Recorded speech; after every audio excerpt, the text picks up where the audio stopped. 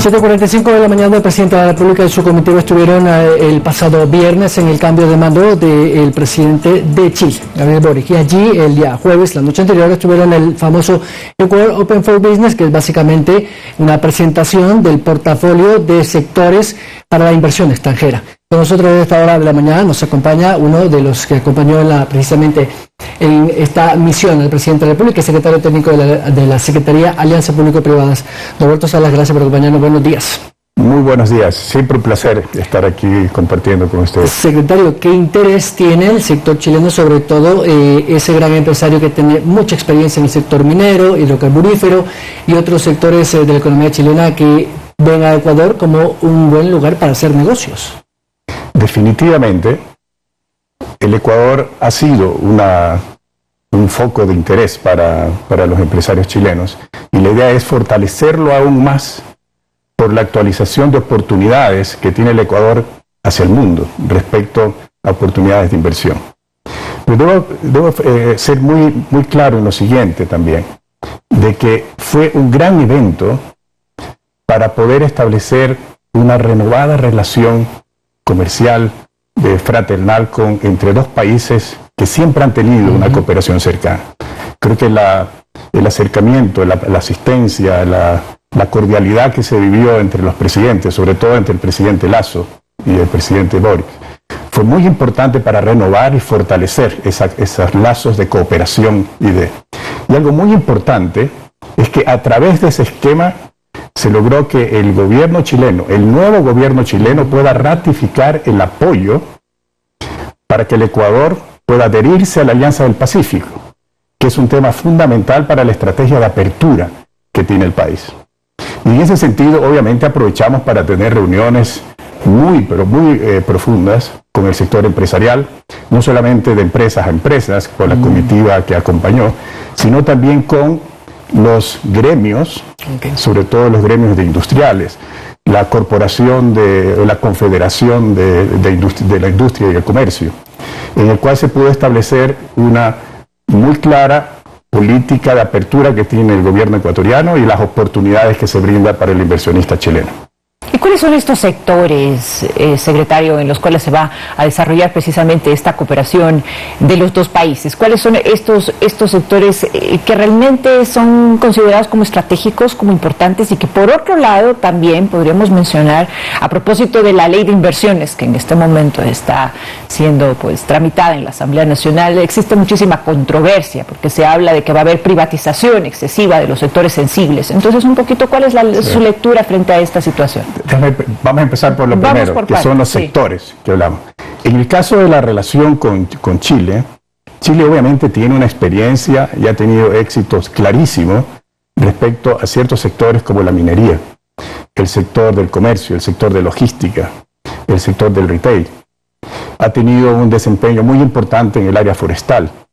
Y obviamente estos son sectores que para el Ecuador son oportunidades y que nosotros estamos también abiertos. Otro tema importante en el caso de Chile es que es uno de los referentes, no solamente de la región latinoamericana, sino a nivel mundial, sobre los temas de concesiones o asociaciones públicas privadas exitosas. Que ese es el área que obviamente en mi caso, me pasé una tarde entera con la Dirección Nacional de Concesiones para poder establecer mecanismos de aprendizaje, mecanismos de cooperación entre la Secretaría Técnica de APPs del Ecuador con la Dirección Nacional de Concesiones de Chile. Yendo al otro tema, la controversia o las discusiones, las diferencias, que son grandes oportunidades de que todos podamos aprender sobre los mecanismos más modernos que existen para poder desarrollar empleo, para viabilizar infraestructura, que al final del día genera empleo y mejora sustancialmente la calidad de vida de los ecuatorianos, mejorando los servicios, sobre todo los servicios públicos, en el tema de la vialidad fundamentalmente, en el tema de puentes, en el tema de aeropuertos, de puertos y otros elementos que son importantes.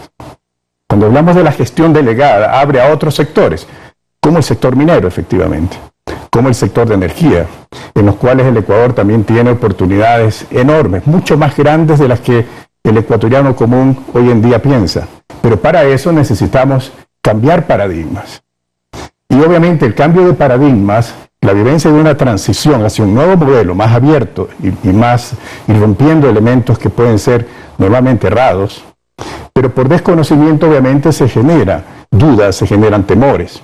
Y eso es lo que nosotros estamos dispuestos y estamos trabajando hoy día a día, hombro a hombro con los asambleístas, para poder desvirtuar los temores, poder aclarar los conceptos y obviamente tratar de convencer de que las cosas como están planteadas en la ley son lo que mejor le conviene a los ecuatorianos, fundamentalmente por el mejoramiento del empleo y de la calidad de los servicios. Secretario, dentro de la propuesta está efectivamente esto de que también podrían ser sectores estratégicos o sectores sociales como la salud y la educación parte del proceso de implementar esta nueva ley de inversión. Entonces, allí dicen algunos sectores de la oposición que eso privatizaría estos sectores. ¿Usted puede aclarar si efectivamente esto no va a trastocar lo que la Constitución manda, además, no? Yo quiero ser súper enfático, y como lo dije en alguna oportunidad, sin pelos en la lengua. Delegar una gestión de una infraestructura no es una privatización. Confundirla es un error, y es un error gravísimo.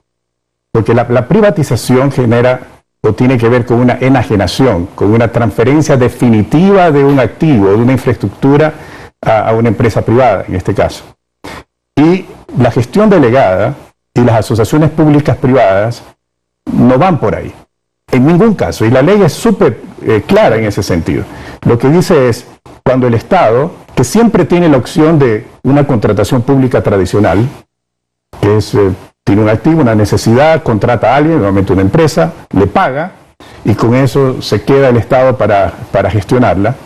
Hay otra modalidad que se da cuando no existe todavía claridad respecto al activo o la infraestructura. Se requieren estudios muy profundos por la complejidad de estas infraestructuras para poderlo diseñar y definirlo. Y luego, el Estado no tiene los recursos para hacer la inversión. Y por lo tanto quiere delegarle el financiamiento, la construcción y el mantenimiento a un tercero para que lo pueda hacer mejor que el Estado. Y por otro lado, es que en este tipo de procesos, siempre, sin discusión, y la ley así lo dice, al final del periodo, si la infraestructura es nueva, esa infraestructura siempre retorna al Estado. Y si la infraestructura era ya existente, pero se la delegó para poderla rehabilitar, recondicionar y mejorarla, siempre queda en manos del Estado. Por lo tanto, no existe en este esquema una privatización. Déjenme hacerme cargo ahora del tema de la salud, educación. Nosotros no estamos hablando de la política pública de la salud o del servicio de salud en su esencia, en su concepto, sino estamos hablando de la infraestructura hospitalaria, pues con los casos se meritan, en los tres elementos que acabo de mencionar, en alguna infraestructura educativa en el cual el Estado dice, yo prefiero tener que alguien me financie porque no puedo tener escuelas de primer orden, escuelas bien hechas, con baños decentes. Lo mismo con hospitales. Los tengo cerrados y no tengo los recursos para hacerlo. Invito a que alguien tome ese rol de la infraestructura, pero siempre el Ministerio de Salud va a dar el servicio usando mejor esa infraestructura. O siempre el Ministerio de Educación va a dar la política pública y los currículos y todos los elementos para poder darle el servicio educativo. Obviamente. Gratis. En ese sentido, ¿quién paga la inversión? Que es la otra pregunta. La paga el Estado, como la paga ahora, en el modelo tradicional. Lo único es como en estos contratos se establecen incentivos especiales para que el pago que da el Estado al gestor se lo paga en función de niveles de servicio y de la calidad del mantenimiento que ejecuta en la infraestructura. El Estado se beneficia y sobre todo los ciudadanos, sobre todo los niños de las escuelas o los adolescentes, sobre todo las personas que van a los hospitales o las personas que usan las carreteras, porque tienen menos accidentes en las carreteras y eso no tiene valor, no tiene precio. Es algo sumamente importante, incuantificable, en lo que me estaba refiriendo. Y por otro lado, la calidad educativa y la calidad del servicio, que es al final lo que le debe interesar al usuario. Por supuesto.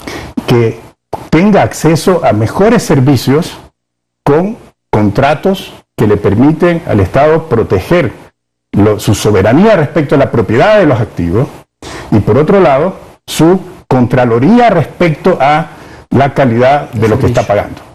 Ahora, los inversionistas siempre tienen dentro de su esquema un ganar. ¿Cuál es la ventaja para el inversionista en este caso? Porque si bien es cierto para el gobierno que va a mantener, digamos, su administración y va a mantener su hegemonía, entre comillas, va a brindar un buen servicio a los ciudadanos, sí. Por otro lado, la empresa inversionista, ¿qué gana? ¿Qué es lo que se les ofrece en este tipo de contratos? Es una súper buena pregunta porque se cree que aquí viene un privado a ganar lo que quiera. Y eso es un error, y eso no solamente es un error, sino que tiene un defecto en su esencia, que es subestimar las capacidades jurídicas. Por eso la ley, para dar una seguridad jurídica no solamente al inversionista, para que pueda financiarlo, porque el inversionista no pone todo el dinero para que va a invertir, normalmente tiene que financiarse con terceros, pero también que le permita al Estado tener esquemas claros para poder establecer sus derechos, y no solamente del Estado y del inversionista o del financista, sino también de los usuarios. Y entonces, en función de todo eso, la regulación de del contrato estipula las ganancias que son limitadas, y por eso la mejor forma de limitar las ganancias es hacer concursos públicos, para que haya la mayor competencia posible en cada uno de los proyectos. Y de esa forma regular los excedentes que puedan generarse por una actividad. Secretario, pregunta final y rápidamente su respuesta, estoy contra el tiempo. Empresas de economía mixta, ¿cómo va a funcionar esta alianza público-privada? La Constitución establece que las empresas de economía mixta pueden también hacer delegaciones. Okay. Y por lo tanto, eso hay mecanismos en los cuales ellos los pueden hacer. En el caso que ellos determinen de que pueden hacer una APP, o una asociación pública-privada, la podrían usar utilizando la ley, que exige fundamentalmente concursos públicos, abiertos y muy competitivos, estructuración de contratos bien hechos para que el Estado ejerza sus derechos, así como los derechos de los otros actores, y que la propiedad del activo, al final de cada periodo, revierte el Estado, o si el activo ya existe, siempre es del Estado. Secretario, estoy con el tiempo. Muchas gracias, quedó clarísimo. Muchas gracias. Excelente, muchísimas gracias por su presencia. Amigos televidentes, hacemos una pausa, pero ya regresamos con el final de este informativo para ustedes. Ya volvemos.